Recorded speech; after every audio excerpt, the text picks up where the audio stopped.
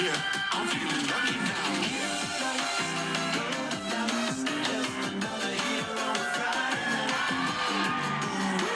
Look at me. How could I be? Thank you, thank you, thank you. Wow. You know what the secret to great manifestation is? Bringing Caitlin with you wherever you go. My God, I have never heard of an intro like that. I was actually thinking before I started to talk about what I thought I was going to talk about. I was thinking before backstage. I asked myself the question: what would I consider to be the biggest factor, since the theme is manifestation, to be able to manifest great things in your life? And the thing that came to me was, and I've never shared this before publicly or at a seminar, I think the greatest indicator of manifestation is when you have people around you who believe in you. And then that came to me, and then I kind of walked to the edge here, and I saw my mom sitting here. I didn't know she was going to be here.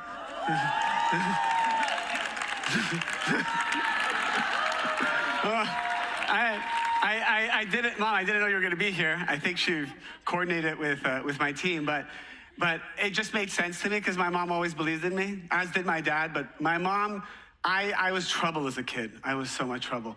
And she just always saw the bigger picture. And throughout my life, many of you know, Mary Ruth and I, Mary Ruth Organics, we were married for 9 years.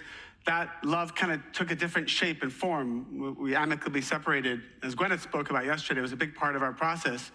And I don't think there's a day that goes by, even after our separation, we're best friends or co-parents, we're business partners, where she doesn't also say, I know you're finally living your passion, and I believe in you so much.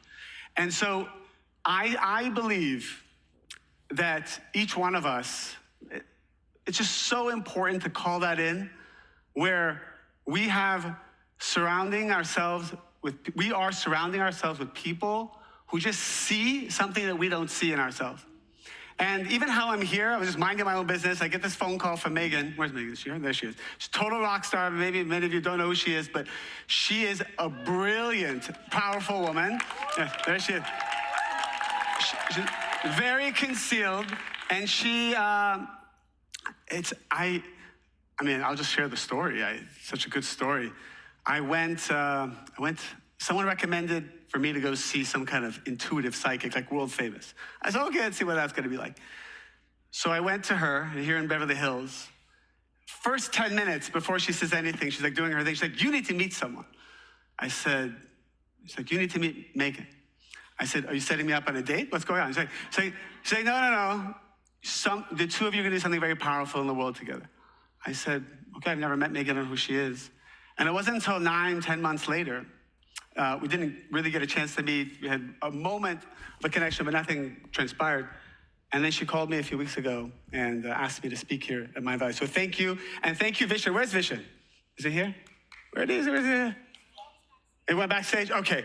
I just want to say something about that man.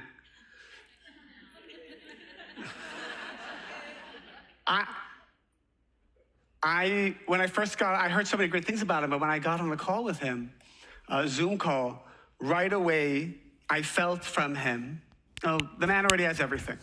He has everything that you would physically want to manifest already in this world. And what's powerful about his energy is that what's left is what he wants to create with all of us here. And how many people we have here? We have 1,400 people here physically. I think we have like 10 to 13,000 people live streaming with us. And if you think about what he has been able to create and put together, it's something more beautiful and powerful than even owning a vitamin company. It's bringing a room of people together, or community of people globally, that have a desire for growth, for transformation, to break through. These are the type of people that when you have conversations with them, it doesn't go into a victim place. You don't hear them bashing their exes. You don't hear them saying words that are very limiting or energy that's limiting. Every single person I've spoken to, whether it's backstage, working here, or in the audience, you have this very powerful belief in yourself in your potential, and you've spent tons of money. You've traveled from, how many people here have traveled from somewhere beyond Los Angeles? Raise your hand. And how many of you here have come from somewhere here in Los Angeles? By the way, this is actually a greater effort and miracle. You know, when I heard this was in downtown, I'm like, I don't know. But the few of you who have come from Dubai, for you it will feel as less of an effort to come by here. So, what I wanted to share about believing in yourself and having people who believe in you is that part of what I'm really passionate about, and it's a message that I've wanted to spread for the last 26 years since I found Kabbalah, is that there is a force in this world. Some people call it God. Some people call it the universe. Some people call it nature or this endless energy. The Kabbalists, the great sages, call it the Creator. The Creator believes in us. The Creator does not see any negativity. The Creator does not know the difference between someone who is incredibly selfish, self-centered, creating havoc in the world, someone who's not spiritual versus someone who is. There is no difference in the eyes of the Creator because it is an endless force of energy that only desires one thing: to be manifested in you. And it says, the sages say that the Creator desires to give millions and millions of times more to you, to us, than even we desire to receive. The pain that is felt by this energy is that the energy is trying to come into our soul. When I was 15 years old, the first phrase that got me hooked was, Joel, can you put up the slide of the light of the Creator? The first thing that I heard was, we all work so hard to try to manifest wealth, to try to manifest a soulmate, to try to manifest certainty and a peaceful lifestyle. We're chasing love, clarity, security, health, peace of mind, wealth, abundance. Think about how much effort goes into all of those things. The person standing in front said, all you need to do is take all of that energy, all of that desire, all of that brilliance you have, and stop chasing the colors, but chase this endless force of energy. When you turn on the light, the darkness disappears. It doesn't matter where the darkness goes. People intellectualize it. How is it going to happen? When's it going to happen? Where's it going to go? We don't need to be busy with how the darkness disappears, how the disease disappears, how you're no longer going to be single and be in partnership, how the abundance will come.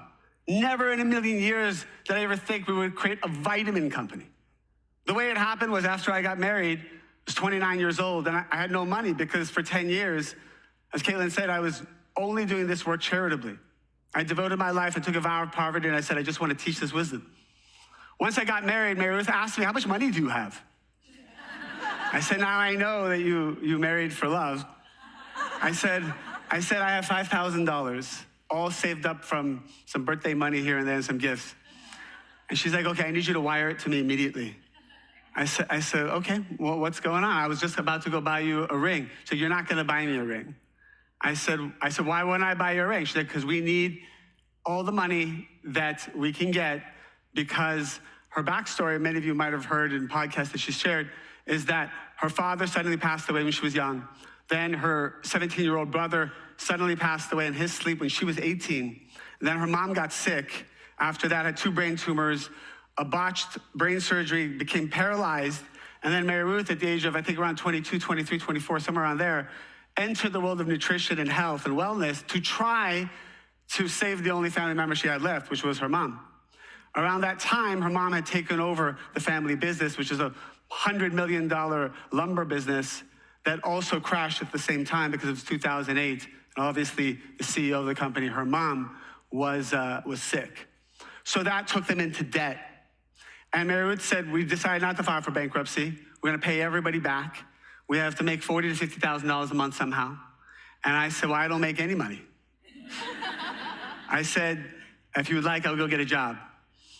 And I'm sure I could pull in $10,000, $20,000 quickly. You know, I'll find the job. And she said to me something so powerful. She said, because at that time she was doing nutrition consulting and working till like 11 o'clock at night every night. And she said, no, you are not going to leave what you do because your soul came to the world to do this. And she's like, even if you don't make a penny, I know that the universe will show us what to do. And so a year went by, and you know what? Where I got stuck? For half my life, I helped other people manifest amazing things.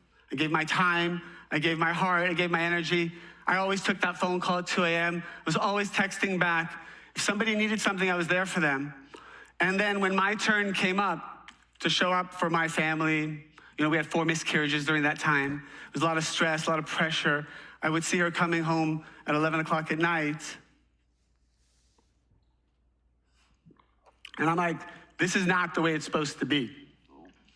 And I remember I was in New York City at the time, and I remember walking down the streets feeling like a victim, feeling like, I did this, what do I get?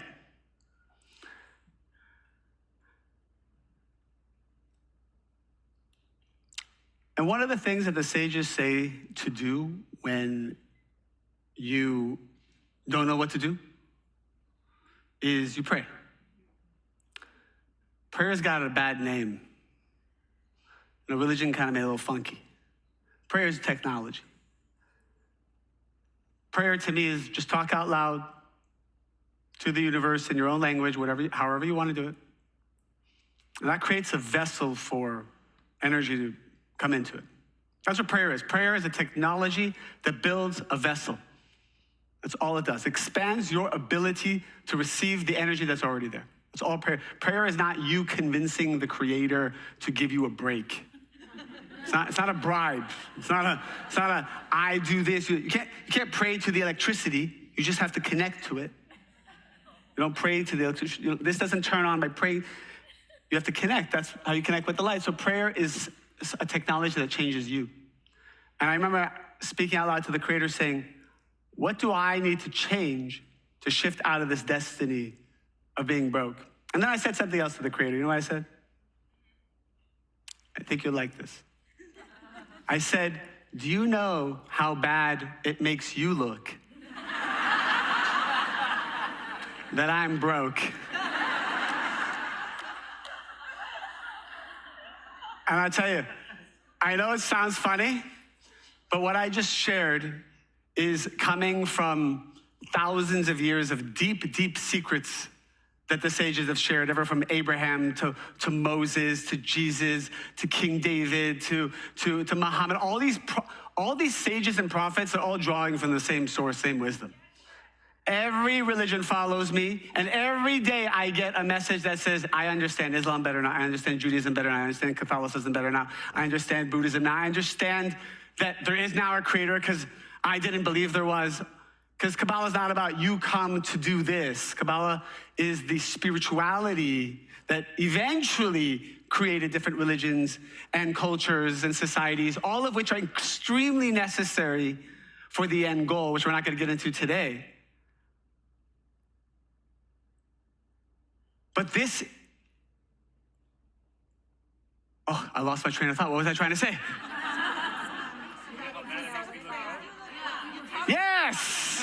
Yes. I just thought I'd be honest with you instead of playing it cool. I'm like, it's not coming to me. It's not coming, play it cool. That's right. I said, I'm just going to be vulnerable and say, I forgot what the hell I was talking about. So yes, I said to the Creator, it's making you look bad.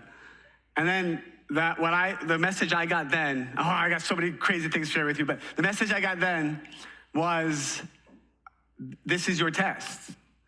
Your test is, had you just been broke before, it wouldn't have awakened your victim consciousness. It wouldn't have, because it says that our soul comes to this world with spiritual baggage, negative traits, qualities, fears. Our soul actually comes to the world with them. in order to transform them to have affinity of form with the Creator, and that's how you manifest miracles. And so my soul came to this world with that level of, let's say, victim consciousness, or the need for validation, or the need for approval, however you want to package that. So what I needed was an experience where I felt I gave everything and then received nothing back. You think about how many of us in our lives were in relationships where you gave so much, maybe to the company, and then you got fired, to a business, and then you got screwed by a partner. In a relationship where you might say, that person stole 3, 4, 5 years of my life. And people always ask me, they say, what's the fastest way to find your soulmate? I say, well, number one, if you ever believe that a relationship was a waste of time or someone took something for you, you delay the meeting of your soulmate. Because you must know that every single thing that happened before was all part of the Creator's plan to help perfect your soul, to be able, did you like that one? To help perfect your soul, to get there. And so that was the message for me. Who cares if it was 10 years, 2 years? It will always be the test that bothers you. It has to bother you. It has to get you to the place where you're like, all of this is bullshit. The Creator, this, the vibrations, the manifestations, it's all bullshit. Once you've reached the place that you believe it's bullshit, you've reached the place of your soul's correction. And so, because this is, by the way, we're all gonna leave here being like, yes, I'm gonna run through a brick wall. I'm gonna do this. You're gonna leave here and the negative side, this force in this world that challenges us, is gonna give us a good day or two. Just let us simmer in that. Enjoy yourself. Go, talk, meditation, journal, meditate, do whatever you want. Post. Oh, it's changed my life. Post it.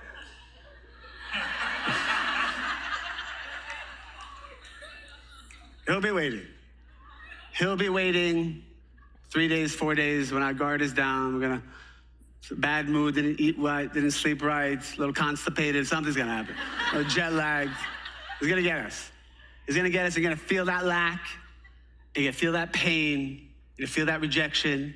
That's the reason why your soul came to this world. And I'll get back, I'm gonna finish my story in a moment. It has a good ending. I wanna just go out, diverge for a moment.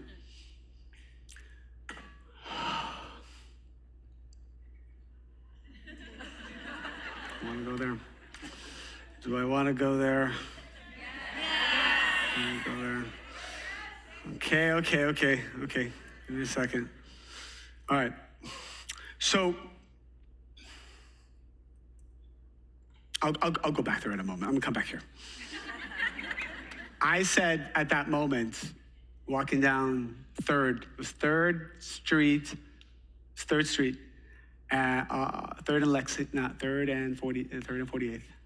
And I remember looking at all the buildings, and I told myself, the Creator is infinite. And so if I want to access the light of the Creator, which will remove whatever this illusionary darkness is, I have to think like the Creator. It's just so simple, right? And I said, what would the Creator do right now? And the Creator would feel whole. The Creator will feel like a billionaire. Trillion. I just looked at myself, I looked at the buildings, I own all these buildings. I said, all of this is mine. And I started to live my life that way. It was so bad. We were 6 months behind the rent. And I remember when I had to go to work, I had to fill bottles of water. That's how bad it was. First year we got married, we didn't have a bed for the two of us, so I had to sleep in the living room on the floor, garbage bags on the windows. That's the kind of scenario it was. And I said, I'm gonna come home like I live like a king and everything. And Mary Wood said, you came home that day and I did not recognize you. And so I had to kind of live in a delusional reality almost. I would have to look at a reality that was totally dark, but then choose a consciousness that was on another level. And you have to know that you're doing it to connect to the Creator. That's a piece that is so critical that will 1,000,000x your manifestations. Because it's not just about us. It's about us being a channel of something so much bigger than us. And so It was 7 days later that we were sitting, and I said to Mary Ruth, and it's one of the lines that I'm always using in my business seminars or whatever seminar it is about a person trying to manifest wealth, because at the end of the day, Kabbalah will help you manifest wealth as well. I don't often try to promote that. I'm not going to be the one that will tell you, let me show you how to become a billionaire, because I don't know if your destiny or soul, you're meant to be a billionaire. People say, I want to be a billionaire. I said, if it's not in your destiny, like, we're just going to be pounding sand. Like, I want to know what your soul is here meant to do, and then we remove the blockages. But one of the things I say in the business seminar is, are you the product, or do you have a product? Because if you're the product, the way Mary Ruth was the product, business coaching, nutrition coaching, hour by hour till 11 o'clock at night, I said, you're suffering. And we can't get beyond this income. I said, I need a product. She said, I want to make a liquid vitamin. Just 7 days later. I said, okay. I looked it up on Amazon. There was nobody doing liquid vitamins. This was 2014. I called up a manufacturer. I said, I want to create, and I got the formula from Mary Ruth. I want to create this formula. She said, okay. She said, minimum is a 20,000 bottle run. I said, I can afford 20 bottles. She started laughing on the phone. She said, pardon? I said, I have $700 and I can buy 20 bottles. She said, and here's something about me is that I just believe she was gonna say yes. You know, I'm Aquarius. Do we have Aquarius here? Yeah, very delusional. So I said to her, I said, Jenny, her name's not Jenny, I'm saying Jenny now. I said, Jenny, I promise you, I will be your biggest client one day. Just make me the damn 20 bottles. And she said, it was a pause on the phone. She's like, I honestly don't know why I feel compelled to say yes, but I will say yes. She made us 20 bottles. I don't think I've ever shared this story, by the way. And by the way, I have 1,000 slides for you, but I can get to any of them. She sent me those 20 bottles. We posted it on Amazon, and they quickly sold. And then we just kept doing that, going back and forth. We never raised $1 for the company. And that's another thing. I always say, if you can avoid having business partners, God never had a partner. So you can avoid having business partners as long as possible. Eventually we got more partners or investors, but because you marry their karma, you marry their soul's correction. So for example, if your business partner or your investor has a soul correction around, for example, anger or jealousy, and the only way they will unlock the gates of wealth is by overcoming their anger or their jealousy, like that's their soul contract. Now they become an investor in your company. If they don't do their spiritual work, it's blocking your innovation, your ability to hire employees. It's blocking your ability to sell, good marketing, ideas, innovation. So energetically, the way you structure your company, you also have to be conscious of people's soul correction.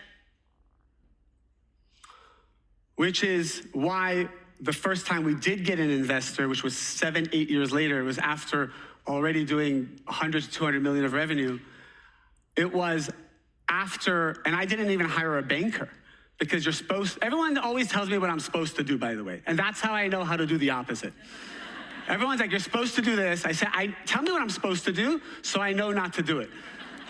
And so they said, you have to hire a banker. I said, so what does a banker do? A banker, makes you this pretty deck and puts all your numbers in these beautiful graphics and does all the research for you. You pay them like a huge % of your sale, and then they go out there and they try to get you the best number, so on and so forth. I said, this is a marriage. This investor, we were going to sell 40% of the company. I said, this is a marriage. I would never have someone go out on dates for me. I said, Kim, you want to get married? Are you going to send your friend to go out on a date? Actually, it's not a bad idea. It's actually a pretty good idea. It's actually a pretty damn good idea.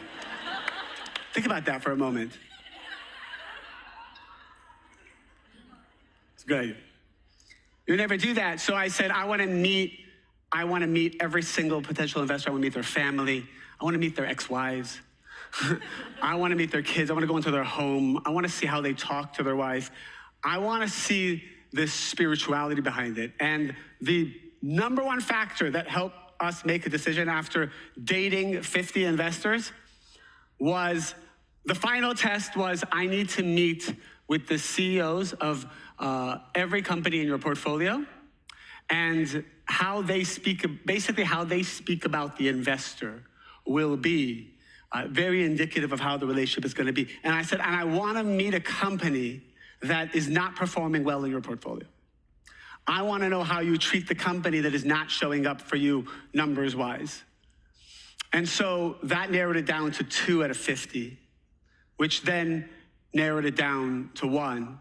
And then that was the partner that we had invest. And I can't tell you how powerful that partnership was.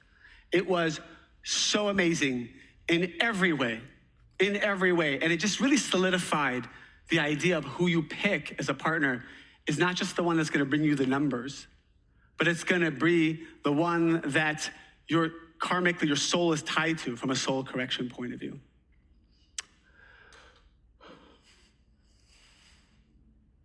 All right, you know what? I want to show you a slide. I've been talking a lot. I want to do a little exercise with you that I think is kind of fun. Joel, can you put up the wealth is slide?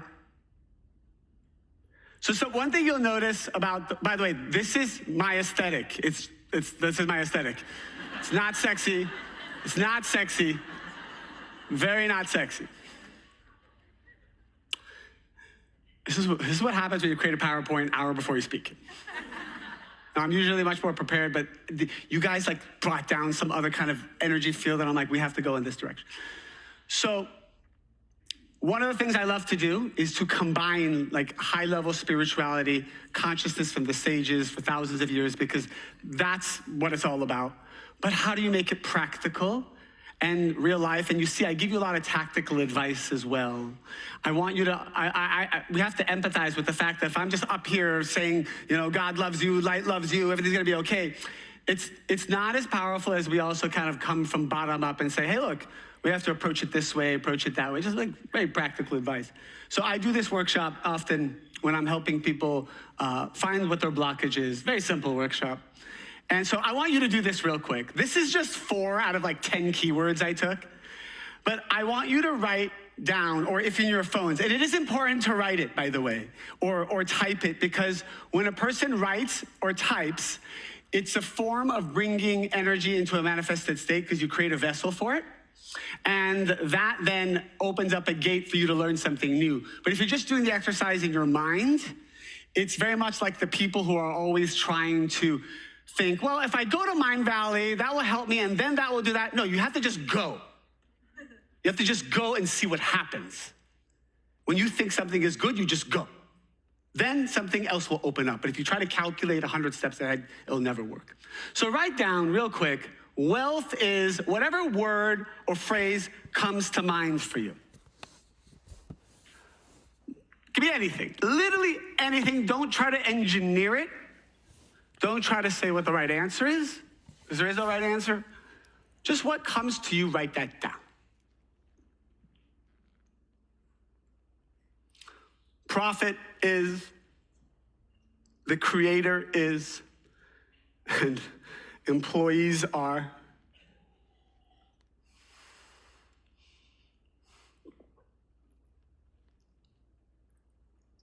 All right, can I just give you 20 seconds to just share what you wrote with the person next to you? Just to kind of shift the energy a bit. 20 seconds to share what you wrote with the person next to you.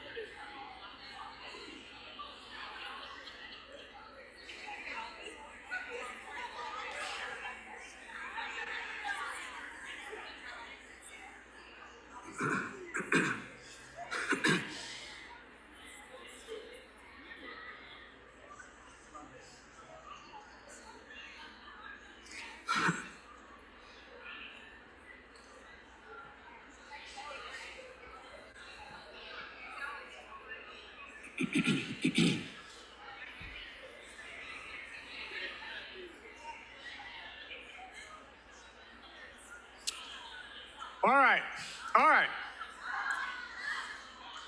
All right. So I did a little exercise. With someone who it was a friend, and she was wondering why her company was stuck at 5 million of revenue for 3 years in a row. Because I'll tell you something. I was talking to my CEO the other day, and I said, I got a vision. A vision. I love this. By the way, name your kid Vision, and it's guaranteed it's going to be successful. It's guaranteed.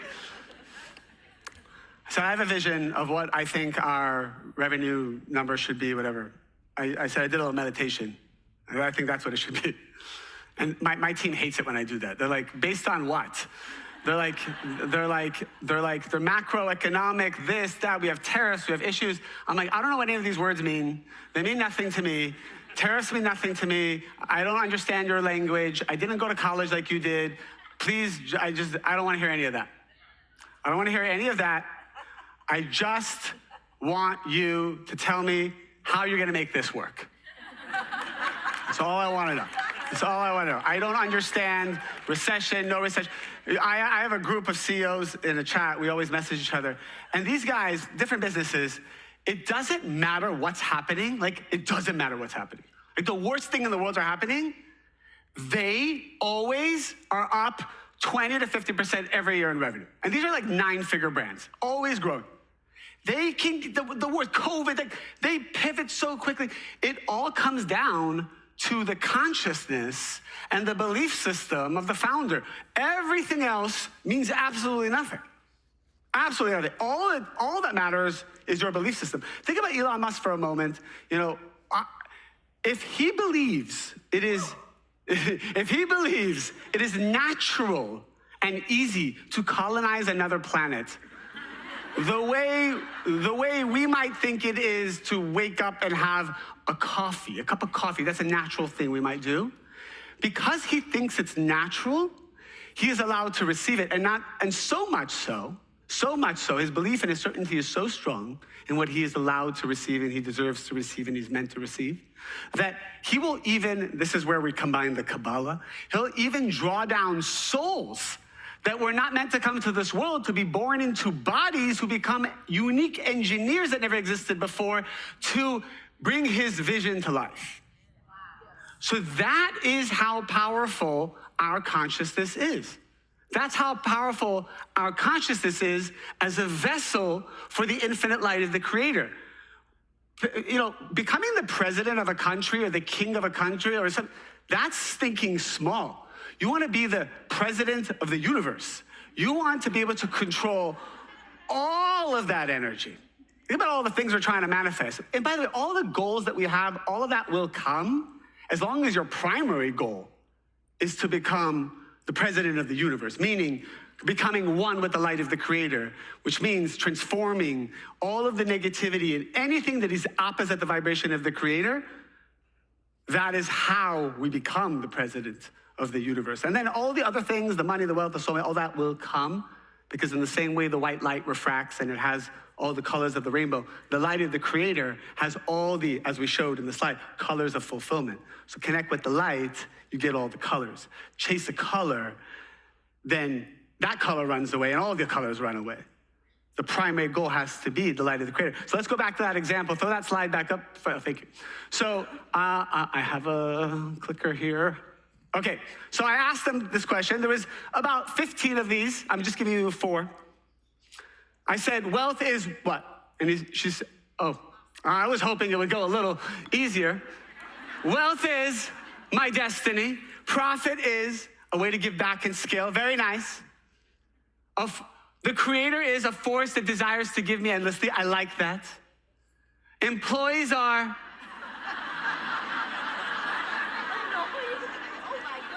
Employees are annoying and entitled.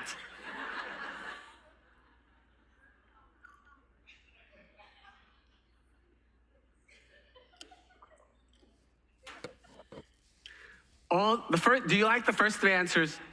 Yeah. That's very nice vibration. Very nice vibration. Employees are annoying and entitled. Think about that for a moment. How many people here have employees? Okay, here we go. You have employees, people who are on your payroll, or contractors, people who work for you. You should drop a message in the chat saying... Because she thinks employees are annoying and entitled, in Toronto.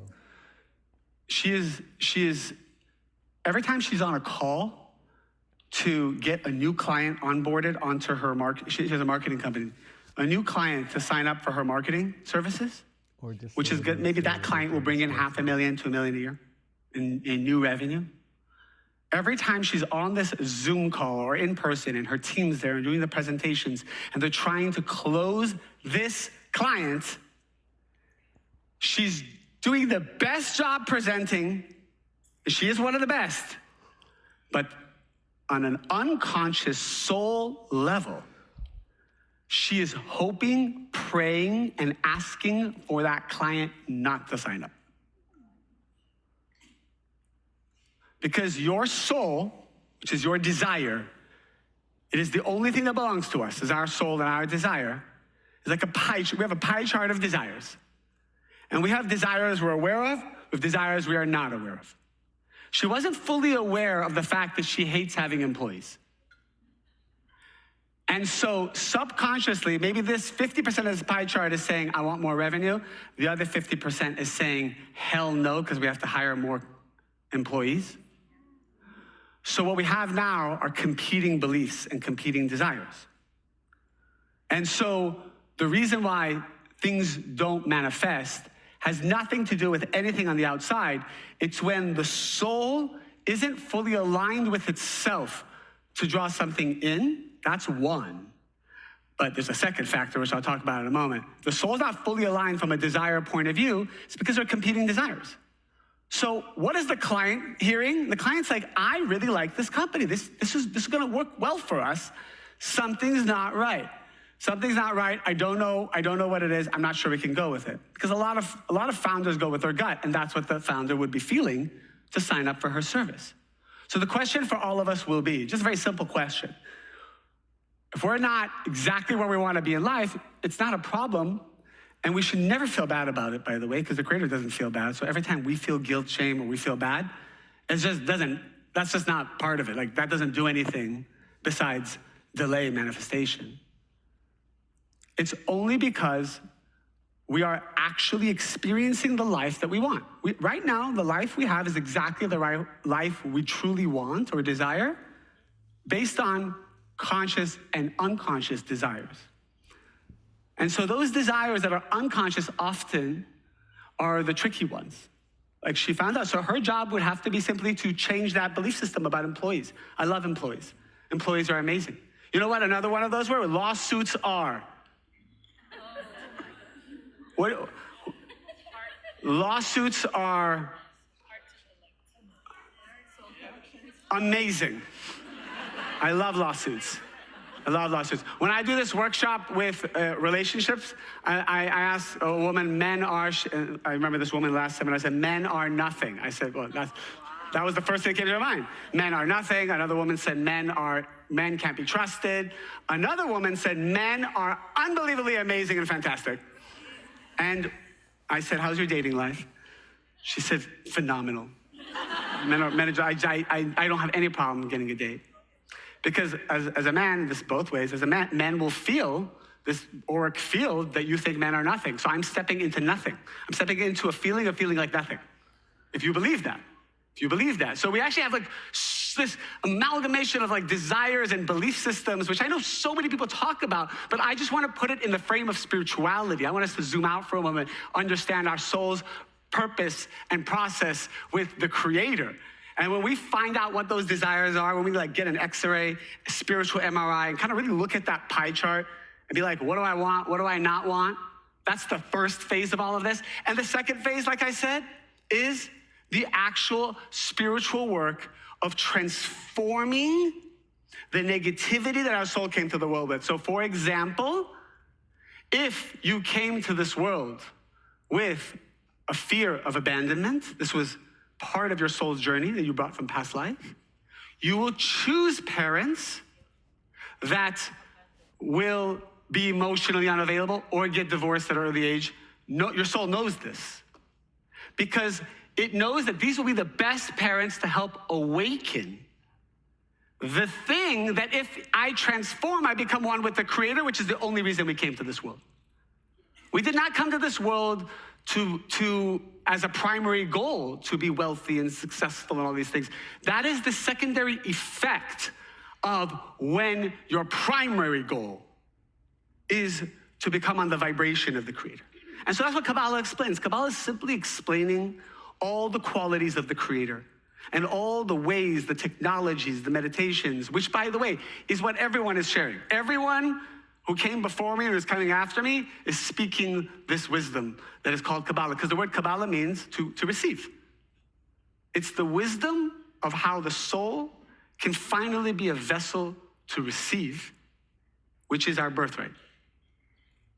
The Creator wants to be revealed in you. In the same way I told the Creator, this is making you look bad, the Creator said to me, do you know how much pain I have that I can't come into your life right now as billions or as this and that, as children? I want to give it to you. But we made a soul contract. What's that soul contract? We made a soul contract with the Creator. We said, I do not want to be born with my soulmate. I do not want to be born knowing what I'm supposed to do in this world.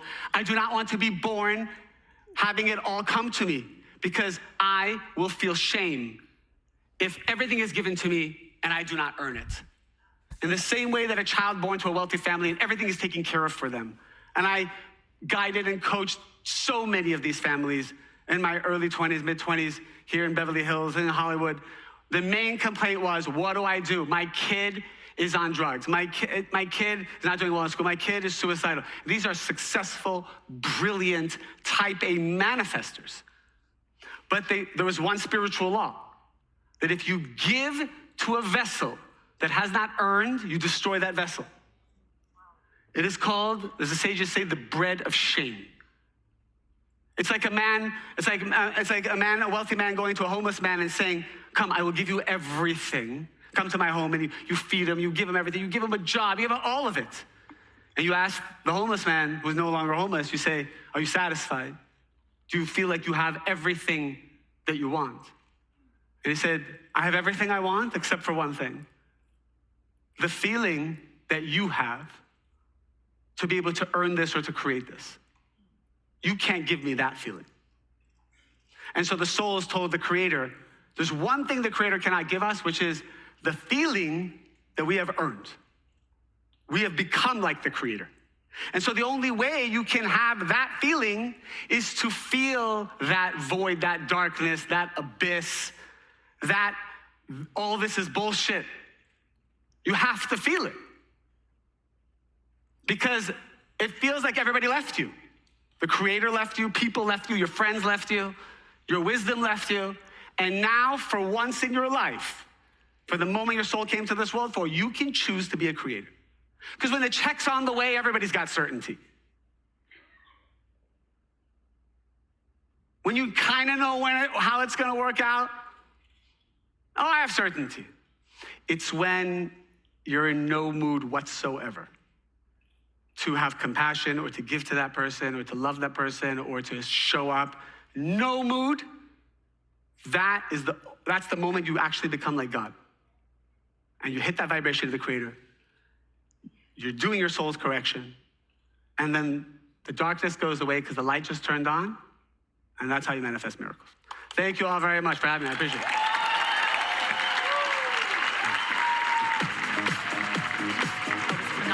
That was unbelievable. Guys, please, that was phenomenal. That was unbelievable. David Ghiyam, thank you. Thank you, thank you, thank you.